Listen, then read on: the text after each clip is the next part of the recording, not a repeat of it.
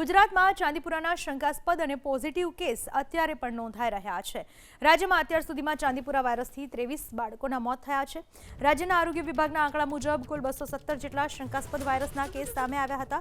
રાજ્યમાં આ વર્ષે 30મી જૂન 2026થી ચાંદીપુરા વાયરસના કેસ સામે આવ્યા છે, જેમાં 217 શંકાસ્પદ કેસ નોંધાયા। એમાંથી 39 બાળ દર્દીઓના રિપોર્ટ કન્ફર્મ થયા છે। 217 શંકાસ્પદ પૈકી 208 જેટલા પરીક્ષણ રિપોર્ટ નેગેટિવ આવ્યા છે।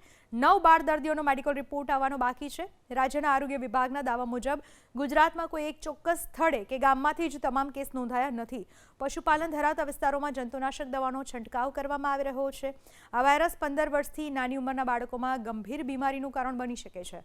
બાળકને તાવ, ઉલટી, આંચકા કે બેભાન થવા જેવા લક્ષણો દેખાય તો ઘરેલું સારવાર કરવાના બદલે નિષ્ણાંત તબીબનો સંપર્ક કરી સારવાર લેવી જોઈએ।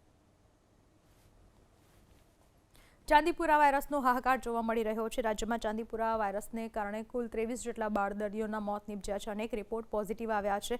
આરોગ્ય પ્રશાસન પણ હરકતમાં આવ્યું છે અને જ્યાં પશુપાલનનો વ્યવસાય વધુ હોય ત્યાં જંતુનાશક દવાઓનો છંટકાવ કરવામાં આવી રહ્યો છે। આ સાથે જ આરોગ્ય વિભાગે લોકોને પણ સતર્ક રહેવા માટે અપીલ કરી છે। જો બાળકને તાવ આવે કે એવા કોઈ પણ લક્ષણો દેખાય તો તાત્કાલિક ડોક્ટરનો સંપર્ક કરવા માટે કહેવામાં આવ્યું છે।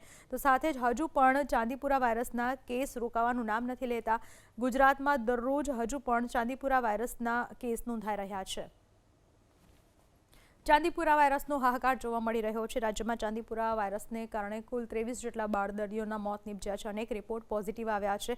આરોગ્ય પ્રશાસન પણ હરકતમાં આવ્યું છે અને જ્યાં પશુપાલનનો વ્યવસાય વધુ હોય ત્યાં જંતુનાશક દવાઓનો છંટકાવ કરવામાં આવી રહ્યો છે। આ સાથે જ આરોગ્ય વિભાગે લોકોને પણ સતર્ક રહેવા માટે અપીલ કરી છે। જો બાળકને તાવ આવે કે એવા કોઈ પણ લક્ષણો દેખાય તો તાત્કાલિક ડોક્ટરનો સંપર્ક કરવા માટે કહેવામાં આવ્યું છે। તો સાથે જ હજુ પણ ચાંદીપુરા વાયરસના કેસ રોકાવાનું નામ નથી લેતા। ગુજરાતમાં દરરોજ હજુ પણ ચાંદીપુરા વાયરસના કેસ નોંધાઈ રહ્યા છે।